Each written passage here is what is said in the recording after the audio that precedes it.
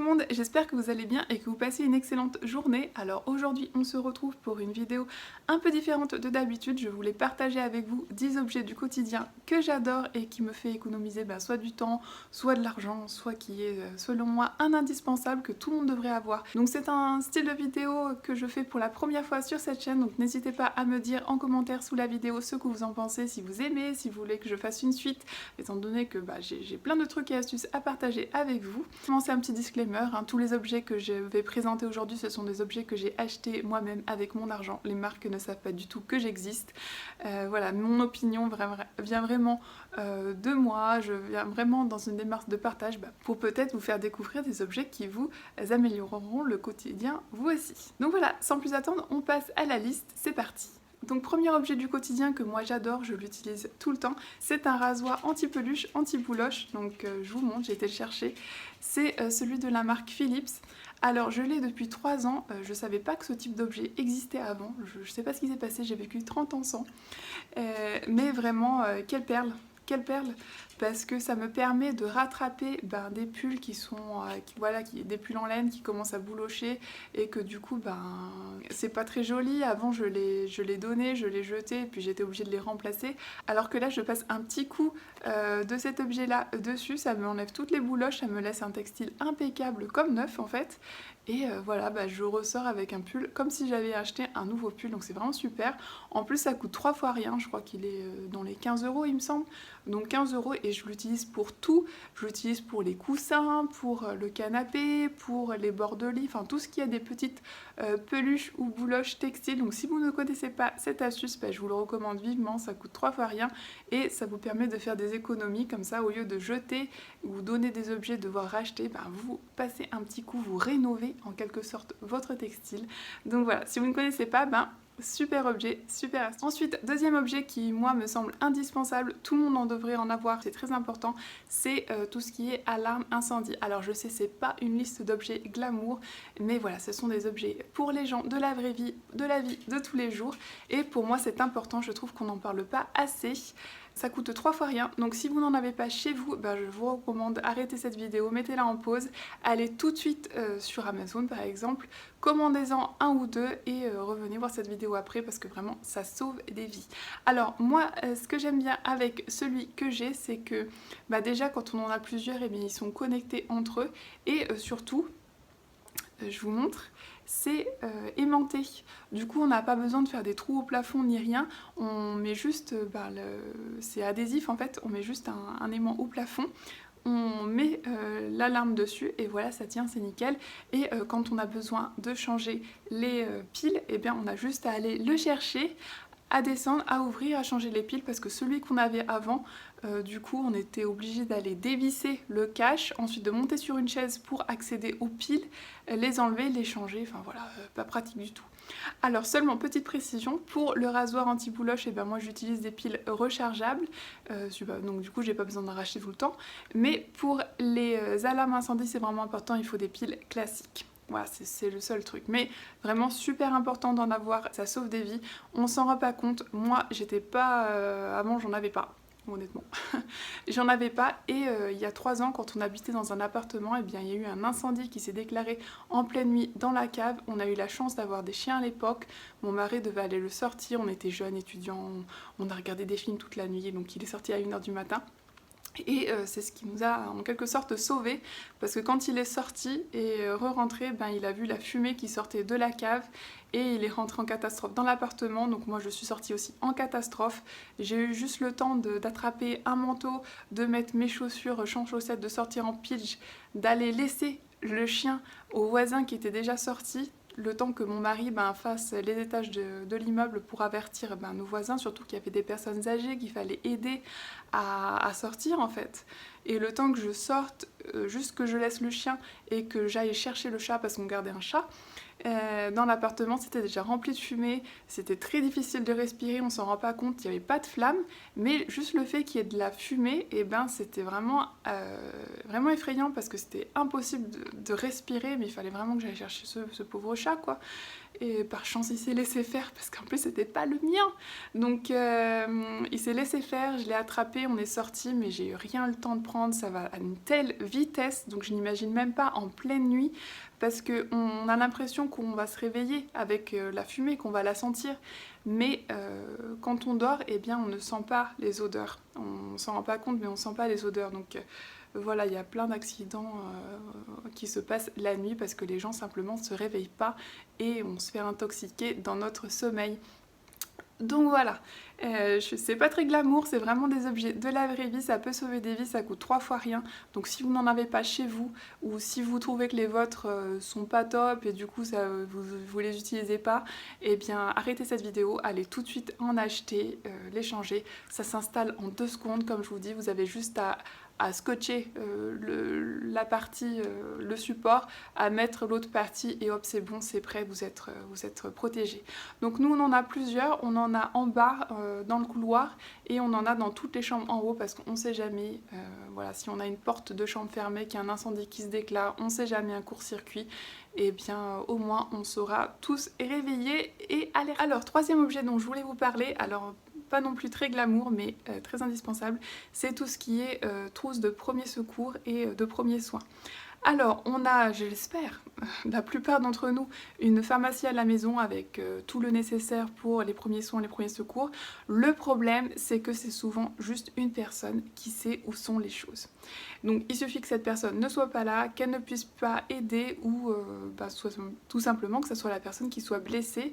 Voilà, on n'a pas le temps que l'autre personne aille farfouiller dans toutes les boîtes et se dise mais où sont les bandages pour arrêter cette hémorragie? Vous voyez un peu. Donc moi, ce que je vous recommande, c'est de mettre en place une armoire de premiers soins facilement accessible et en évidence. Alors ça, c'est l'armoire de soins qu'on a chez nous, donc je vous montre. Je vous montre ça en plus en détail après. Donc c'est un modèle classique qui se trouve dans toutes les structures, dans toutes les entreprises en Suède. Donc nous on habite en Suède pour ceux qui ne savent pas. Vous la trouvez aussi sur Amazon, elle coûte assez cher. On a dépensé il me semble 200 € pour cette armoire là. Mais vous voyez elle est vraiment très grande, je vous ferai un détail après.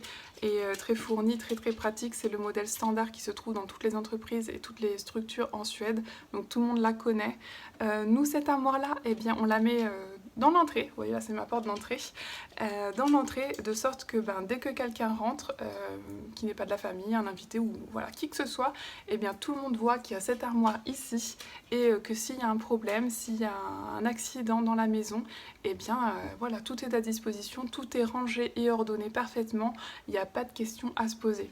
En plus ce qui est bien avec cette armoire là, c'est que c'est tout, j'espère que la luminosité est pas top, mais j'espère que vous voyez quand même, c'est que c'est tout organisé par catégorie et qu'il y a des instructions, ce sont des images, donc il n'y a pas besoin de lire ou d'aller sur YouTube, voilà, il y a quelqu'un qui s'étouffe, qu'est-ce que je vais faire? Vous voyez un peu, c'est tout codifié, donc là il y a déjà tout le résumé de ce qu'il faut faire si il y a un accident, ce qu'il faut faire.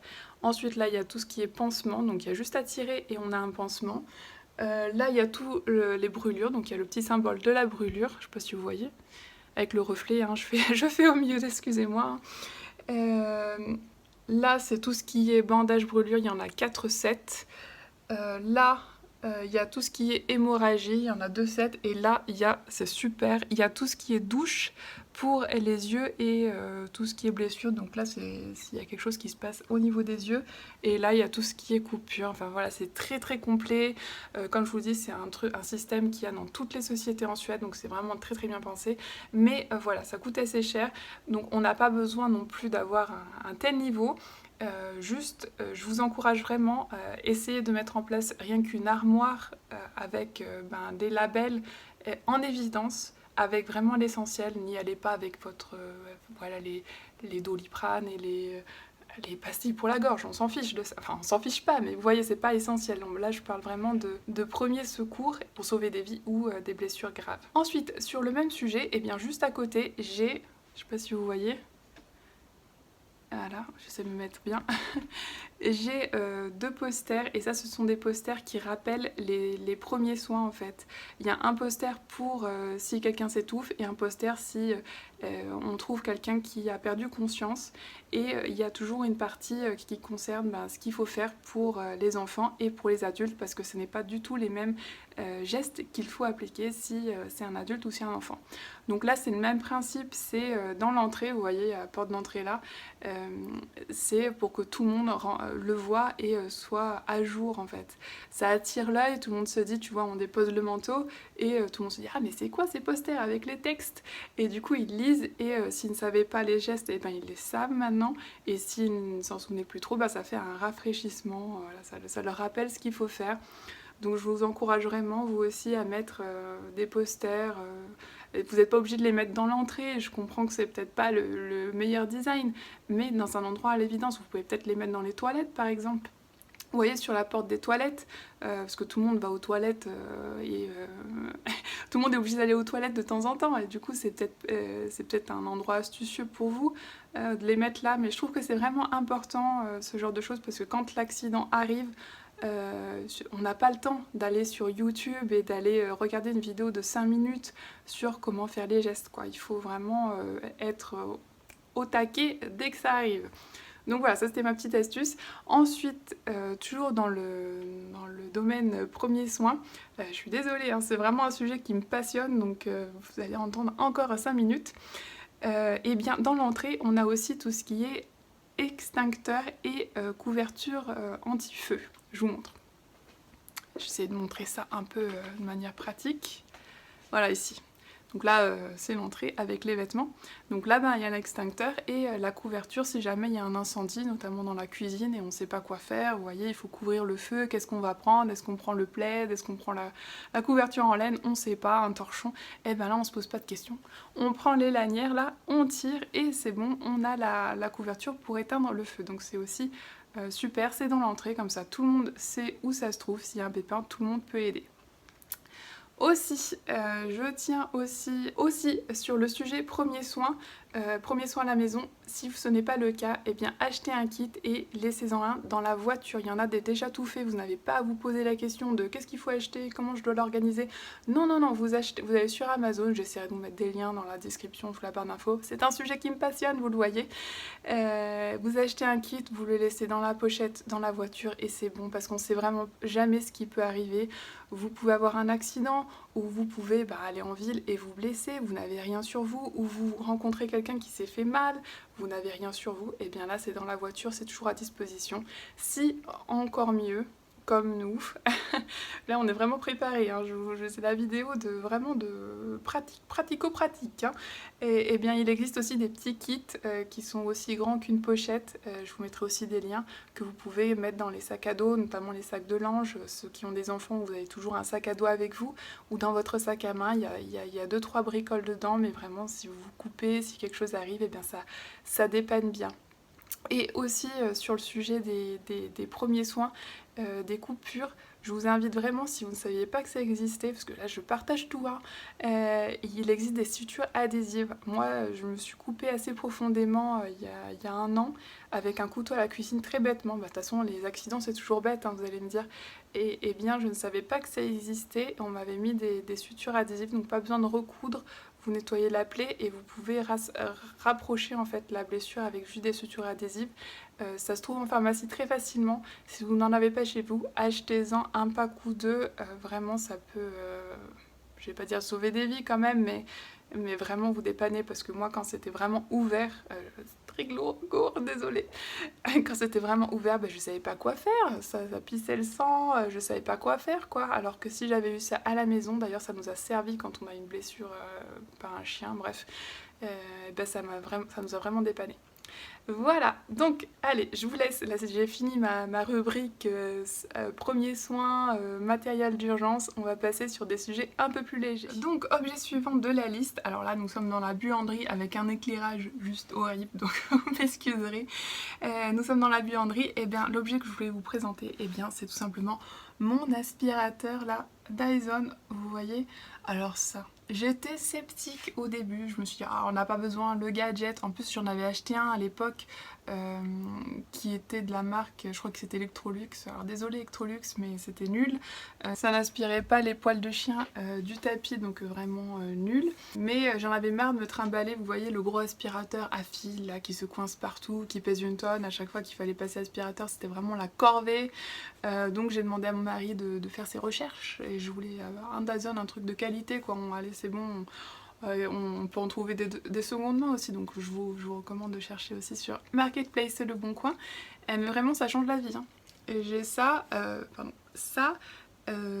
dès qu'il y a un accident dans la maison, hop, bah, je vais le chercher, c'est une buanderie. 10 minutes c'est fait, 10 minutes je fais tout le bas de la maison, c'est nickel. Et non vraiment ça change la vie, ça valait vraiment le coup d'investir dans un produit de qualité comme ça. Donc moi je crois que j'ai le V11. Mais il y a d'autres modèles, hein. Je crois qu'ils en sont au V15. Mais mon V11 fait très bien le job, donc si vous trouvez des anciens modèles sur le Bon Coin, Marketplace, ben pourquoi pas. Alors, il faut vraiment faire attention quand même qu'il soit bien entretenu, qu'il le lave de temps en temps, etc. bien sûr. Et vous voyez, il y a plein d'accessoires et nous, on les met au mur pour que ça soit facile d'accès, vous voyez. L'organisation, hein. Donc on a imprimé l'imprimante 3D ces pièces là pour les fixer au mur pour que ça soit pratique. Bon, voilà, c'était la petite astuce supplémentaire, mais voilà, c'est Noël approche, Black Friday approche, donc si vous aussi l'aspirateur vous n'en pouvez plus et si vous avez un petit budget, ben, je vous encourage à essayer ce type d'aspirateur, ça change vraiment la vie. Objet suivant de la vraie vie, eh bien moi je vous recommande vivement d'acheter ce style de bouteille en verre pour mettre l'huile, le vinaigre, la sauce soja, l'huile d'olive, etc. Alors moi ça me permet d'économiser parce que j'achète les grands contenants d'huile et de sauce soja et de tout, donc c'est moins cher et du coup j'ai rempli dans ces petites bouteilles là, elles sont super pratiques, on peut bien doser la quantité d'huile et tout de ce qu'on met. En plus j'ai pas mal de compliments de personnes qui viennent et qui voient ça dans la cuisine, qui trouvent que ça fait vraiment nickel, mais sans parler de ça, ben, moi ça me permet de faire des économies. Je trouve aussi que le verre c'est beaucoup mieux que le plastique, ça s'abîme moins. Le plastique c'est joli au début, mais après au bout de 6 mois, 1 an, c'est tout rayé, ça devient opaque, ça jaunit, c'est moche. Donc moi j'utilise ces bouteilles là, je les ai depuis des années et elles sont toujours nickel. Ensuite on se retrouve dans la salle de bain pour l'objet suivant. Alors ça va pas être très glamour mais ô combien utile. Si vous ne connaissez pas, vous allez me remercier par la suite. C'est la corne de lavage de nez. Alors oui, c'est pas un objet glamour, vraiment pas sexe du tout, mais vraiment comment j'ai fait pour vivre 30 ans de ma vie sans savoir que ça existait. Alors, vous savez, quand on est enrhumé, eh bien, on est toujours à se moucher une centaine de fois. On dépense un maximum d'argent dans des sprays. Les sprays pour le nez, là, style Stérimar ou pour décongestionner le nez. Bon, bah déjà, on en utilise un paquet, on se mouche en permanence. Les sinus sont tout irrités, du coup, ça nous fait mal de tête, ça aggrave le problème, ça produit encore plus de sécrétions, enfin vraiment l'engrenage cercle vicieux. Alors que ça, le truc tout con, hein, ça coûte vraiment pas cher, je crois que ça coûte une dizaine d'euros à tout gasser sur Amazon, je pense que vous pouvez le trouver. Super quoi, on mélange 50 centilitres d'eau, moi je prends de l'eau du robinet, on s'embête pas, hein, avec une cuillère à soupe, avec une cuillère à café de sel, pardon, je suis un peu malade alors je perds un peu de sel. Au début moi je faisais bouillir l'eau et tout ça, alors que maintenant bah non, hein, je mélange, je laisse le temps que ça se dissolve, je remplis ça, après on fait passer d'une narine à l'autre en penchant la tête d'un côté et de l'autre et ça fait un nettoyage incroyable quoi. Bon, c'est pas très glamour mais vous avez tout qui sort, qui se dégage et vous respirez 10 fois mieux, tout est hydraté, enfin voilà c'est très agréable, ça fait pas mal du tout bien sûr. Avec le sel ça décongestionne, vous respirez beaucoup mieux. Et vraiment ça change la vie quoi. Quand je suis enrhumée, eh bien je fais ça 2-3 fois dans la journée et voilà, pas besoin de se moucher une centaine de fois pour le coup. Donc voilà, si vous ne connaissiez pas, eh bien vraiment investissez, surtout que c'est la saison, l'automne, l'hiver approche, vous allez me remercier. Ensuite, dans le même sujet, eh bien c'est pour les bébés, parce que les bébés on peut pas leur faire ce style de produit bien sûr. Normalement on nous recommande, vous savez, des bouche-nez pour bébés, il faut aspirer, mais c'est aussi le même problème que pour les adultes, du coup on irrite, il faut pas trop le faire parce que sinon on irrite le pauvre nez du bébé, les sécrétions se font encore plus et le pauvre quoi, c'est vraiment pas top. Alors moi j'ai appris cette astuce à l'hôpital en fait, donc je sais pas si en France c'est la même chose, s'il y a du personnel soignant qui me regarde, eh bien vous confirmerez ou vous me corrigerez du coup.